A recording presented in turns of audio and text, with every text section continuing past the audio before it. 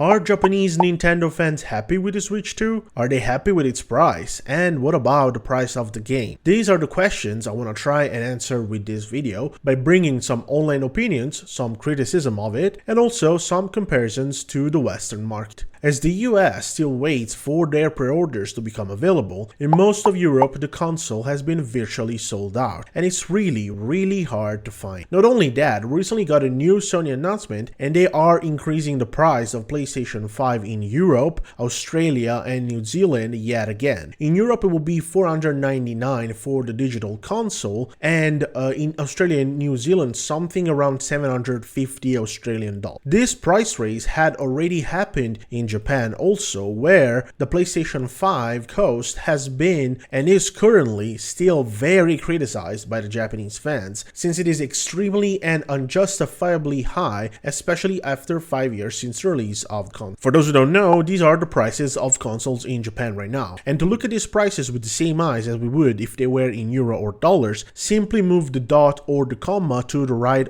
for one step, instead of doing a conversion to dollar or euro, since it will be a bit skewed since the yen currently is pretty weak. So you can put yourself in the shoes of a Japanese buyer and see how they perceive these prices compared to their salaries as we would in euro or dollar. So the Switch revision, the one with a better battery as an example, it is priced at 32,800 yen, which again, if we were trying to do a sort of one-to-one translation, it would be like it was priced at 328 euro or dollars. And in fact, if you check Amazon across Europe as an example, the console, brand new, sells for about 310 euros, so very similarly. Instead, when it comes to PlayStation 5, it launched and what would be 399 euro or 499 euro for digital and physical, so basically the exact same as it was in Europe back then in 2020. And in 2024, they increase it to virtually double the price. So it is 72,000 yen, so basically perceived as 730 euro, and what would be 799 euro for the disc version. So absolutely insane. And these prices are still the same right now. The PlayStation 5 Pro instead sells at an equivalent of 1,200 euro or dollars. It is in fact 119,000 yen. Insane. So the Switch 2 being priced at 49,000 yen, so meaning again as a perceived 499 euro, which is still more expensive than it would be in the US or in Europe, which is 449 for the US and 479 for Europe. It doesn't sound too bad at all now from the perspective of a Japanese buyer. In fact, the Switch OLED is at 37,000 yen, so what they would see as 379 euro. So just for about 120 more euro in Japan, you're getting the new console, which sounds like a pretty sweet deal. Even that exclusive international version that only Japan has is being sold for an extra 20,000 yen, which is an extra 200 euro, sorry. So it would be basically 699 for them. So again, still cheaper than the cheapest PlayStation 5, the digital one, which goes for 729 in Japan.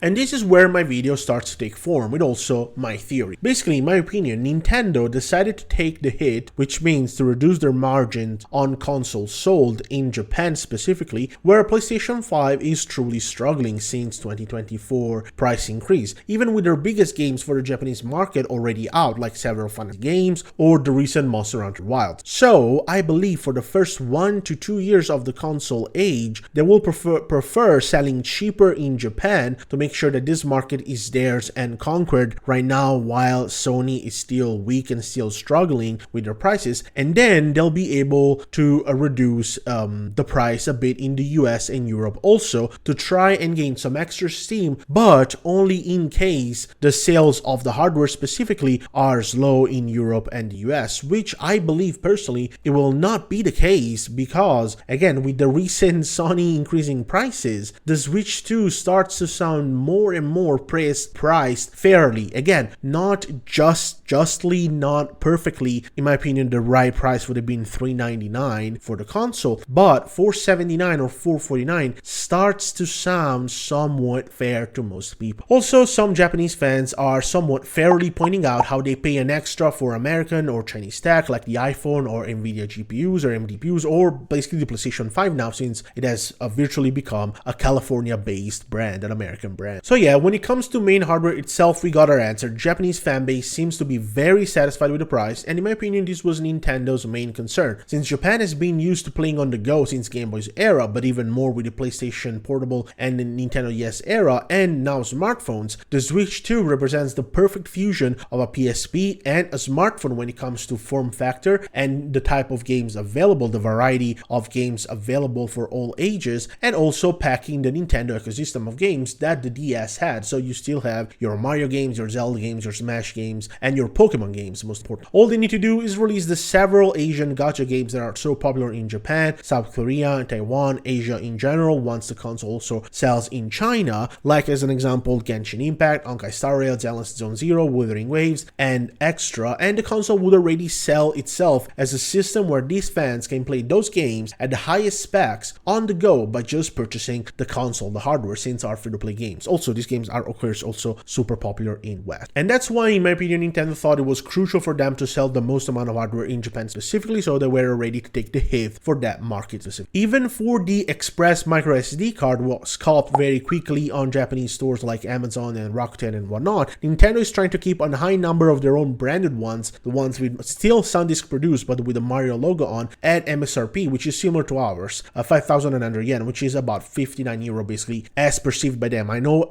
that if you do a change on the internet, please don't point out this in the comment. I know that if you change it on the internet, it's going to show that it's like 35 euro. I know that. I'm just telling you what a Japanese buyer would see that number as when you go buy stuff in Europe, in the US, and whatnot. Please don't be thick, please. Anyways, not only that, you'll find now a ton of fans actually happy that they made international versions of the console in Japan to discourage scalping, because scalping in Japan is becoming very, very huge, similar to how it is basically for like Pokemon cards and GPUs in the States and Europe in general.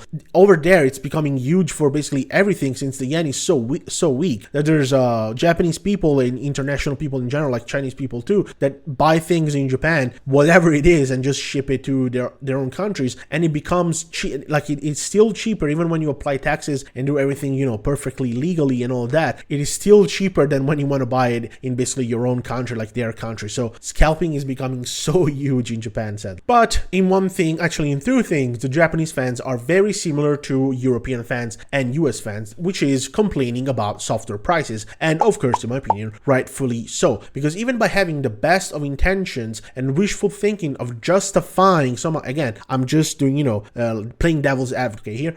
So trying to justify Mario Kart World Physical being sold at 90 euro or $80 in the US, and we could say, oh, maybe they will try to support it a ton for free with a ton of free updates like Monster Hunter games are with Capcom recently and stuff like that. Nintendo, at the very least, failed to communicate this. So it is completely fair that people are mad at this price if they don't come out and say, don't worry, for the next, I don't know, 8 years that the console is going to be marketed, we will add new circuits, we will add new characters, new cards, etc. for completely free every year, every 6 months, every whatever, so that extra 10 euro, 20 euro that we're paying right now can feel like buying a sort of season pass of sort of. But again, here I'm only trying to play devil's advocate. Please don't consider this my take on this. I still think that price is completely unjustifiable and wrong, but if they at least came out with this sort of communication, it would kind of make sense, at least. But they didn't do that, so they have no justification. Okay, please listen carefully to what I say before blasting me in the comments. And the other thing the Japanese players are rejecting, and rightfully so, again, is the game keycard thing, which, as we did in the West, quickly understood that this only benefits the manufacturers and not the players in any way. So it is true that for those games that would have been only digital, I'm thinking about some like indie games and whatnot, it could be a decent way to get them physically, play the games, and then quickly sell them used to try and recover some of the money. But again, these are basically things that have no soul into them, and once the Switch 2 server shuts down in the future in like 10 years, 15 years, whatever it is, this will be basically completely unusable pieces of plastic with nothing in it, which is so sad. Instead, they could have just basically gone for the cheaper cartridges, the ones with least amount of space on it. But anyway, as expected, the Japanese players are super happy for the hardware cost, and in my opinion, it makes sense when compared to how much it costs in other countries, and I think the console will sell super well in Japan. But the Japanese fans are, as we are, extremely mad at game keycards, while they're pissed off at title's price, but only numbers will be able to tell us if Nintendo would be able to get away with it, since many players are pointing out that only Mario Kart World is something that Nintendo can get away with, since you can technically buy it for cheaper in the bundle. So they're trying to justify that extra price as a sort of way to push you and go for the bundle, and probably they in the future would drop the price of physical Mario Kart World. These are the theories some people have, but they're also pointing out that if something like Zelda or Super Smash would try and sell for what is virtually €100 in Japan, they think it would simply not sell in Japan. So yeah, let me know what you guys think. I also hope you guys in the States manage to get the console as soon as possible at a fair price, and let's hope instead they reduce the price of software in all the markets. Take care, stay healthy, and bye bye, brothers.